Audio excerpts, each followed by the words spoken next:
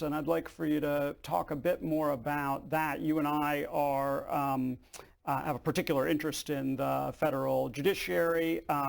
Two of the grievances in the Declaration of Independence, that King George had obstructed the administration of justice by refusing his assent to laws for establishing judiciary powers, and he has made judges dependent on his will alone for the tenure of their offices and the amount and payment of their salaries. Now, of course, the Constitution and Article 3 is framed very much in reaction to those particular grievances. I wonder if you just talk a bit about that, the importance of the independent judiciary today and quite what the problem was under King George.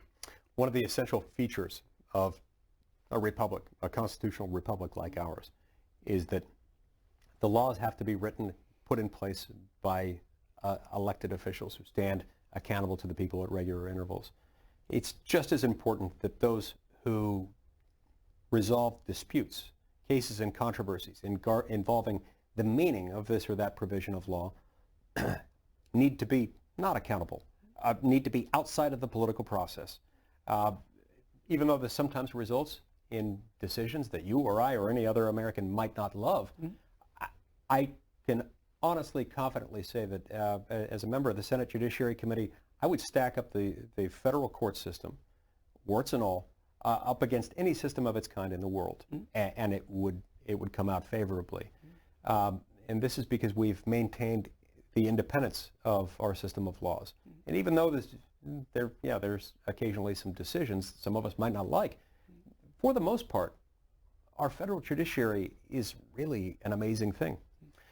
There are a couple of parts in the book where I talk about what King George III did to bring about sort of the opposite result in colonial America. I talk about the struggle that Governor Josiah Martin had in the early 1770s in North Carolina, where the Crown was refusing its assent to laws authorizing the functioning of the judiciary. And as a result, North Carolina went for several years without a functioning, valid judiciary. As a result of that, it interfered with their ability to trade, to engage in commerce, because there was no certainty as to how laws would be interpreted, what could be enforced in court, what couldn't. And so anytime the king manipulated with a colony's justice system, it had the ability to negatively affect the rights of individuals. I also tell some stories of how elsewhere in the country, King George III had manipulated the way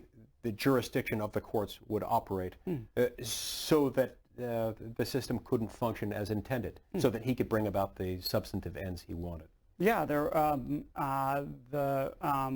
deprivation of trial by jury and hauling colonists across the ocean to stand trial in England clearly gave rise to the exact provisions of the Constitution requiring trial by jury, requiring that the trial be in the district, etc. So these were the grievances may seem obscure, but they actually are the underpinning of one of the most important structural provisions in our Constitution, Article 3, protections of the independent judiciary. That's right. In many of these provisions had themselves been in place for many hundreds of years in England, guaranteeing them to all British subjects.